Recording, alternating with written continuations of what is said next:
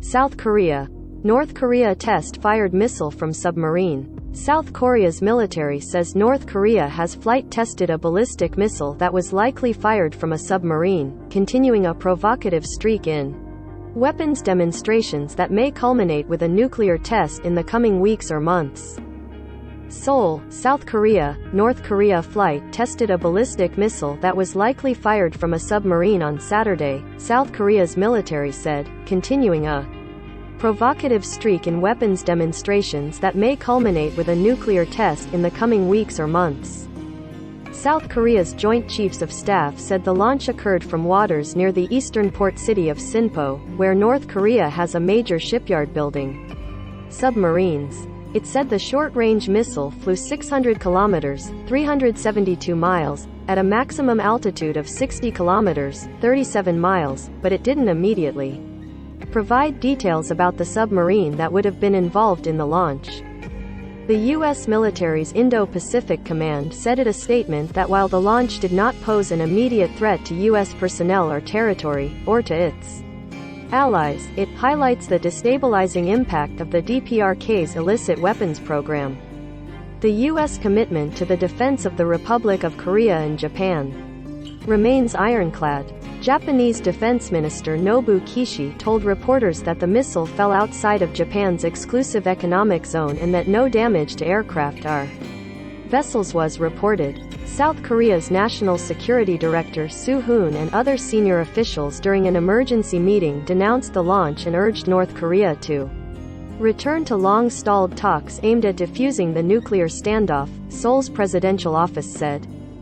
It was apparently North Korea's first demonstration of a submarine-launched ballistic missile system since October last year, when it fired a new short-range missile from the 8.24 Yongging, its only known submarine capable of launching a missile. The October underwater launch was the North's first in 2 years. On Wednesday, the South Korean and Japanese militaries detected a suspected ballistic missile fired from near the capital, Pyongyang. Both exercises come ahead of the inauguration on Tuesday of South Korean President-elect Yoon Suk-yeol, who has vowed to take a tougher approach over the North's nuclear ambitions. Yoon's office said in a statement that his government will pursue actual deterrence ability against the North's nuclear and missile threat, but didn't specify how. Yoon has vowed to strengthen South Korea's defense in conjunction with its alliance with the United States, which he said would include enhancing missile striking capabilities. So far this year, North Korea has fired missiles 15 times. They include the country's first test of an intercontinental ballistic missile since 2017 in March that demonstrated a potential range to reach the entirety of the U.S. mainland. North Korea has been clearly exploiting a favorable environment to push forward its weapons program, with the UN Security Council divided and effectively paralyzed over Russia's war on Ukraine. The unusually fast pace in testing activity underscores a brinkmanship aimed at forcing the United States to accept the idea of the North as a nuclear power and remove crippling sanctions, experts say. There are also signs that North Korea is restoring tunnels at a nuclear testing ground, where it had conducted its sixth and last nuclear test in September 2017, in possible preparations for another explosive test. Analysts say the North could use another nuclear test to claim it can now build small nuclear warheads for its expanding range of shorter-range weapons threatening South Korea and Japan, or put a cluster of bombs on a multi-warhead ICBM. Jelena Porter, the U.S. State Department's deputy spokesperson, said during a briefing Friday that the United States assesses that North Korea could be ready to conduct a nuclear test at its Punggye-ri test site as early as this month.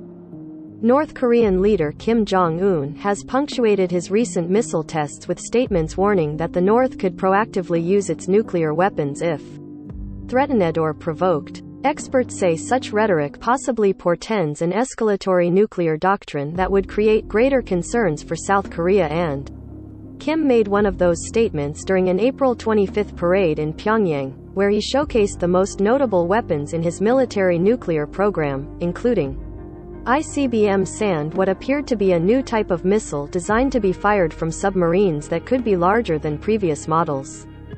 North Korea's submarine technology probably remains short of being able to stay at sea for extended periods while avoiding detection.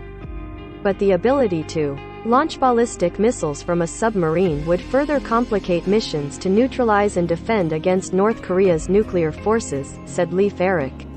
Easley, a professor of international studies at Seoul's Ewha Women's University. He said the Kim regime appears to be preparing to test a miniaturized nuclear device that it can use to arm its submarine-launched or tactical missiles, and multiple warheads on its ICBMs. North Korea has been pushing hard to acquire an ability to fire nuclear-armed missiles from submarines, which in theory would bolster its deterrent by ensuring retaliation after absorbing a nuclear attack on land. Ballistic missile submarines would also add a new maritime threat to the North's growing collection of solid fuel weapons fired from land vehicles, which are being developed with an apparent aim to overwhelm missile defense systems in South Korea and Japan. The North in recent years has been developing and testing a family of missiles named Pukguksong, which are designed to be fired from submarines or land vehicles. Still, experts say the heavily sanctioned nation would need considerably more time, resources and major technological improvements to build at least several submarines that could travel quietly in seas and reliably execute strikes. The South Korean and Japanese militaries said the North Korean missile fired on Wednesday traveled about 500 kilometers (310 miles) at a maximum altitude of 800 kilometers (500 miles).